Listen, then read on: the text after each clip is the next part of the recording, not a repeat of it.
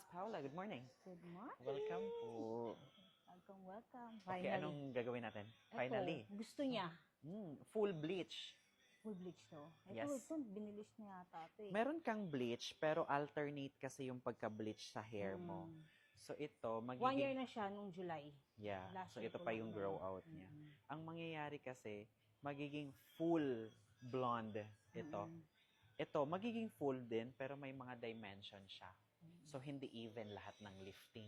Oo. So, since meron siyang mga light, merong dark, possible kasi mas magiging lighter to, maiiwang dark yung dark. So, hindi Pero, even. possible na pwede to. Na, Magdidepende tayo sa hair mo kasi nga may existing bleach ka, additional bleach. So, possible yung dry or baka yung rubberized andoon. Since nasa pinaka-pale yellow, pinaka-puti siya. So, yun lang. hanggang ano to? Yung sa May root root niya. shadow Oo. siya na brown, na soft. Oo. Yeah. Smoky daw. Smoky ash gray hair. Means So, hindi siya makukuha ng yes. Oo. So, magdidepende tayo sa lifting. Okay lang kung ano yung alam mong safe na, di ba? Basta gusto mo something brighter na gray. Yes. Siya may gusto na ito eh. Okay. Yan. Okay, Gray. closer dyan. Pero, it depends sa lifting. Ha? Okay? Sige po. And then si Pam, siya yung maglalagay ng color mixing ng color. Ako na.